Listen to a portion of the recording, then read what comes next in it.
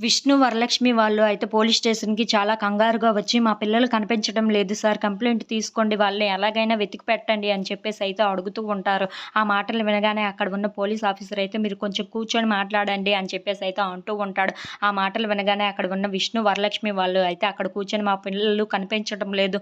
ఎక్కడికి వెళ్ళిపోయారో మాకు చాలా కంగారుగా ఉంది. మీరే ఎలాగైనా కనిపెట్టి చెప్పండి" అని చెప్పేసి అయితే అంటూ ఉంటారు. ఆ మాటలు వినగానే అక్కడ ఉన్న పోలీస్ ఆఫీసర్ అయితే, "మీరు ఈ మధ్యన ఎప్పుడైనా గొడవలు పడ్డారా?" అని చెప్పేసి ఏదో అడుగుతూ ఉంటారు. ఆ మాటలు వినగానే అక్కడ ఉన్న వరలక్ష్మి, విష్ణు వాళ్ళు అయితే, "అవును, మేము గొడవలు పడ్డాము" అని చెప్పేసి అయితే అనుకుంటూ ఉంటారు. ఇంతలో అక్కడ ఉన్న వరలక్ష్మి అయితే, "అవును సార్, మేము గొడవలు పడ్డాము" అని చెప్పేసి అయితే అంటూ ఉంటుంది. ఆ మాటలు వినగానే అక్కడ ఉన్న పోలీస్ ఆఫీసర్ అయితే, "ఎందుకమ్మా పిల్లల ముందు ఇలా గొడవలు పడతారు? అది పెద్దగా గొడవలు పడితేనే వాళ్ళు ఇలా చేస్తూ ఉంటారు. మీకు తెలియదా ఆ మాత్రం కూడానా? పిల్లల్ని ఎలా ఉంచాలో, వాళ్ళ ముందు ఎలా ఉండాలో కూడా మీకు తెలియదా ఆ మాత్రం?"